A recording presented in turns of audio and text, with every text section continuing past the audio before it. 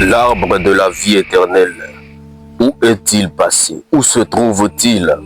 Il y a plus de 10 millions d'années sur Terre, l'arbre de la vie éternelle a été déplacé sur Terre. Car après 100 millions d'années, cet arbre change de système solaire pour se diriger vers une autre planète habitée. Cet arbre a existé en Égypte.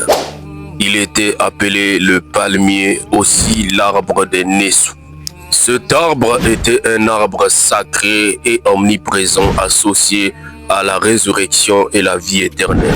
Il était gardé par les génies des éléments qu'on appelle en Kikongo, les Bisimbi et les Mbassi.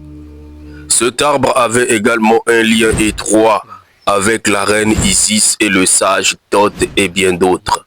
Cet arbre était l'arbre des exaucements.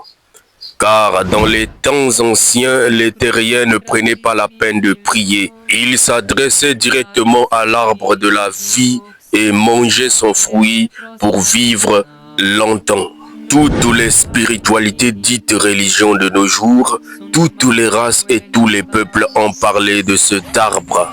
Chez les Congos de l'Afrique centrale qui possèdent une civilisation de plus de 50 000 ans d'existence, on parlait déjà de cet arbre appelé Munti Makululu, qui signifie l'arbre éternel. En effet, dans les enseignements des initiés des Mbongi, on parle de l'arrivée d'une catégorie de races qui provenait d'une autre planète appelée Kakongo. Une planète qui est à plusieurs milliards d'années-lumière de notre système. Cet être venant d'ailleurs s'appelait Maungu.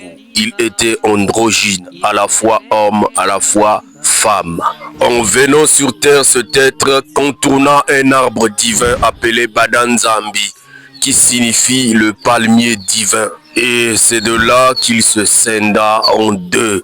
Cet arbre divin a bel et bien existé dans le culte et la culture Congo.